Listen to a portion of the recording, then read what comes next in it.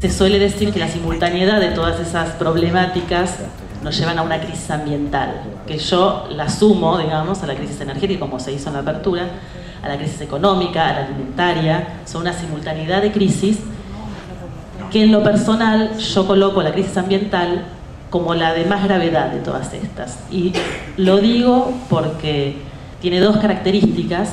Una es el grado de complejidad de la crisis.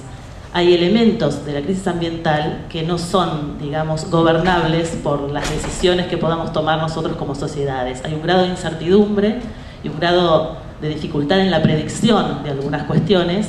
Entonces, si bien hay proyecciones de cambio climático, por ejemplo, son todos escenarios a partir de modelos matemáticos. Entonces hay una dificultad de gestión que es la propia característica de los problemas ambientales. Y la segunda, que es la que yo creo que pone en riesgo concretamente la posibilidad de la continuidad de la vida tal como la conocemos hoy, digamos. Está amenazada concretamente la vida sobre la Tierra, ¿no?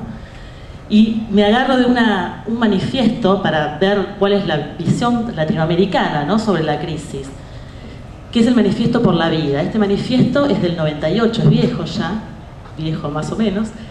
Surgió en una reunión convocada justamente por el PENUMA, por la Red de Formación Ambiental del PENUMA, y la construyeron movimientos sociales de América Latina, de toda América Latina.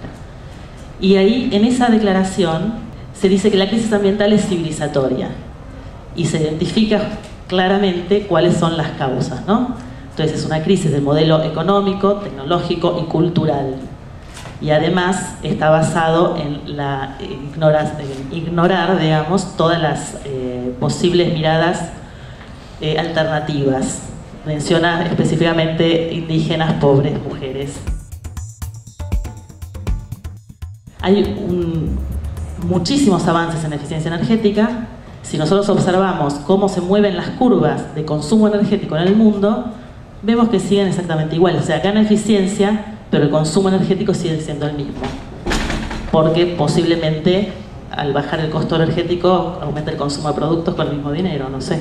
Pero, o sea, estoy simplificando mucho, pero no hay concretamente un descenso en el consumo de energía. La pobreza, en realidad, es un poco consecuencia de algunos problemas ambientales, y que los pobres, las poblaciones más pobres y los países más pobres son las principales víctimas de los problemas ambientales. Porque ahí enumero un número de causas, pero digamos podemos encontrar muchas más, porque viven en áreas más frágiles o en áreas contaminadas, dependen en mucha mayor medida de la naturaleza para su subsistencia, no disponen de recursos para adaptarse. Estábamos hablando, Victoria mencionó un montón de cambios. En general las poblaciones y los países pobres no disponen de recursos para poder adaptarse, carecen de acceso a servicios básicos, concretamente agua y saneamiento, que son una de las principales causas de mortalidad, y viven en su mayoría en países que también tienen mucha debilidad en cuanto a políticas de protección social y capacidades para poder adaptarse a los cambios y a la celeridad de los cambios. Y si vamos a salud es lo mismo, ¿no? Vemos también que hasta un 25% de la carga total de enfermedades de los países en desarrollo está relacionada con riesgos ambientales. Y acá introduzco el concepto de justicia ambiental, ¿no?, que surge frente a toda esta constatación de cómo se sufren los distintos impactos, quiénes los sufren, tanto a nivel entre países como dentro de los mismos países, ¿no? Entonces, en muchos casos, las peores consecuencias las sufren los que menos tienen que ver con la generación de los problemas. Por ejemplo, decíamos de muertos por contaminación química. El traslado de las industrias más contaminantes de los países desarrollados a los países en desarrollo, o de los puestos de trabajo más peligrosos. Un ejemplo súper clásico comentado ahora es el transporte de electrónicos, los residuos electrónicos a Bangladesh, por ejemplo, o para desarmar los barcos en Bangladesh. Entonces son todas actividades sumamente riesgosas, sumamente peligrosas, que causan muchísimas muertes, y claro, en los países que producen la mayoría de estos residuos no habría condiciones sociales ni políticas de hacer ese tipo de actividades, ¿no? Entonces cito a la Red Brasilera de Justicia Ambiental, que explica, ¿no?, cuál es el concepto de justicia ambiental, y básicamente es la lógica, ¿no?, de hacer, entre otros, los grandes emprendimientos de infraestructura, las instalaciones de algunos sectores productivos, en lugares sin ningún tipo de consulta, sin ningún tipo de participación y siempre recayendo los costos sobre las poblaciones más vulnerables. Queda claro que es una disputa ideológica, ¿no? Que no es simplemente decir desarrollo sustentable, sino que tenemos que saber muy bien qué es el concepto que estamos teniendo por detrás. Entonces tomo una definición que está justamente en la declaración de la quinta cumbre ahora, del Foro Sindical en la quinta cumbre, que es un desarrollo con justicia social, con distribución de la riqueza, con preservación del ambiente, con igualdad de género, protección de la salud, democracia participativa, respeto por la diversidad y la justicia entre poblaciones y entre generaciones. Y decimos que tiene 4 pilares o 4 dimensiones, y lo que es importante de estas 4 dimensiones es que ninguna de ellas puede faltar y que una de ellas por sí sola de ninguna manera podría llegar a ser un desarrollo sustentable, ¿no? Podríamos encontrar binomios, diría, de lo que es necesario pero no suficiente y de lo que sería más acorde con un enfoque de sustentabilidad.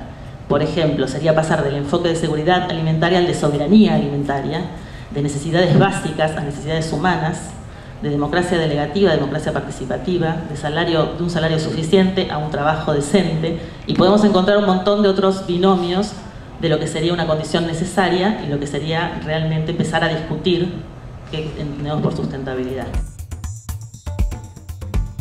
Las responsabilidades comunes pero diferenciadas, esto es, reconocer la responsabilidad histórica y la capacidad de dar respuesta a los desafíos actuales.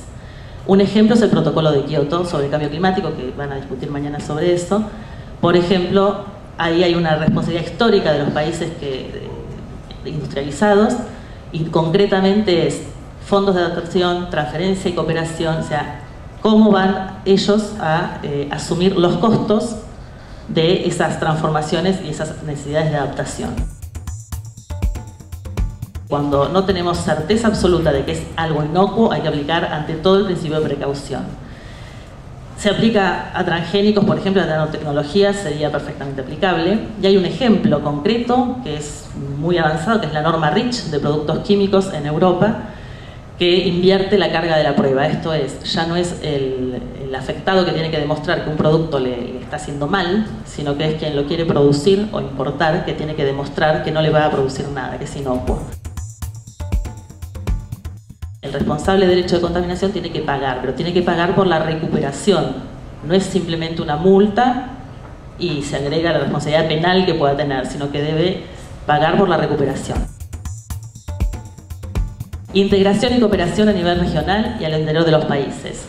Fundamental esto, y lo van a seguir discutiendo esta semana, la cuestión de la integración, que empecemos a incorporar también este tipo de cuestiones cuando discutimos proyectos de integración regional. Justicia distributiva, protección social, acá hay mucho que hacer en muchos de nuestros países, democracia y diálogo social, control social de la ciencia y algo básico, digamos, que es que los intereses de los trabajadores solo van a poder ser representados por los movimientos de trabajadores, no podemos pensar que ningún otro sector vaya a tomar nuestras preocupaciones, ¿no? Hay una larga historia de acción sindical en temas que exceden lo estrictamente, digamos, laboral.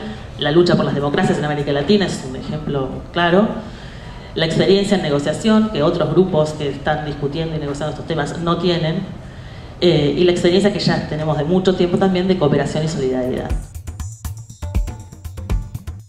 La alianza con otros sectores, acá instituciones de investigación independientes, organizaciones sociales que ya vienen trabajando en estos temas hace rato, fortalecer los lazos de solidaridad y cooperación entre sindicatos y dentro de nuestras propias organizaciones con sectores que van a sufrir efectos de manera diferente, diferenciada. A nivel internacional están todos los procesos de negociación, por ejemplo el de cambio climático, que la CCI fue reconocida como grupo oficial, digamos. A nivel regional hay, bueno, todos los procesos en marcha en nuestra región tienen espacios para la participación de la sociedad civil, en ellos se reconocen los grupos principales, los sindicatos, digamos, tenemos derecho a estar en esos espacios, y hay varios documentos de referencia para el movimiento sindical a nivel de América Latina. Cito la conferencia regional, la primera conferencia, la plataforma laboral de las Américas, la alternativa para las Américas de la Alianza Social Continental, la declaración ante la quinta cumbre, son dos instrumentos que podemos usar como referencia.